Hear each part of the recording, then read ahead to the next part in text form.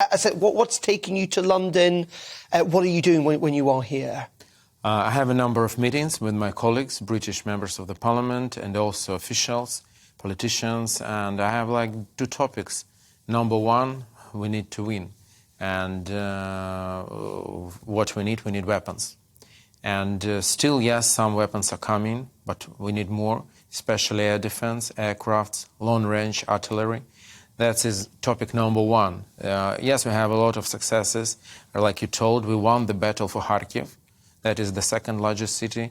Like before, we won the battle for Kiev, which is the capital and the biggest city. Also, we are very effective on the sea. But still, Russians have advantage in the air, and they're using it just to attack kindergartens, schools, hospitals. And that is something important for us to change. And secondly, after the victory, we need to rebuild the country. And for this, we need funding. And the UK is the place where there are billions and billions of pounds assets. I mean, villas, homes, businesses, Russian oligarchs, Russian propagandists, all these around Putin with their dirty money. All of this should be frozen and confiscated in favor of Ukraine. It is Russia who should pay for this awful devastation of Ukraine, not British taxpayers, not French or American taxpayers. That should be Russians. They are guilty for this. They should pay.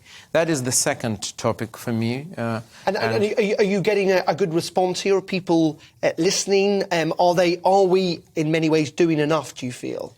First of all, I would like to thank United Kingdom and British people and British government for all support we are receiving, and I can tell you absolutely frankly, not because I am on British TV, that UK shows leadership in this. And we appreciate it enormously. And thank you very much for this. But we think that more can be done, especially in the area of these frozen assets, because we understand that that will be a process. This process will take time. So sooner we will start better, and also not to give possibility to these people to hide away this dirty money, in some way to leave the UK, to run away. So that is important. And I see the support from my colleagues here, and I'm very thankful for this.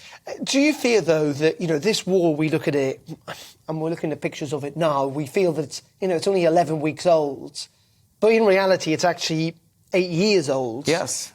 Isn't the concern, your concern, that actually this is just going to become a very, very, very long war, that Russia won't give up in the Donbass region in particular, and having captured Mariupol, that they will now just dig in and that this war could go on for years and years and years? First of all, thank you for mentioning Mariupol. That is also my, address, appeal, and what I'm speaking about with my colleagues to save people who are there, because still hundreds of our heroes are there, and we should do everything we can to save them. Speaking about how long this war could be, nobody knows. Let's be frank. But we see that Russia is failing. Every operation they start, every move they try to do. Let's remember, end of February, many were sure in the West that Ukraine will fail in several days.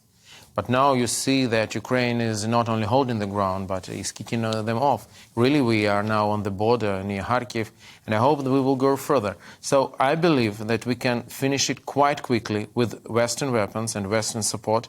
It is possible. And also Putin, there will be a day when Putin should recognize that he can't achieve his goals. He can't achieve his goals. So what is victory? Because we heard yesterday from Jens Stoltenberg, the NATO Secretary General, saying that NATO can win, or NATO will win this war, I should say. But what does winning the war mean? Does it mean going back to where we were in February 2022? Does it mean pushing Russians out of the Donbass region? Does it mean getting back Crimea? Where for you does war? You absolutely rightfully said that it started in 2014. It is the 9th year of war. So the victory in this war is the full liberation of Ukrainian territory, including Crimea and including Donbass. I would be happy I wear this traditional shirt Ukrainian because also to celebrate our victory in Eurovision, and the second is the UK. Wow.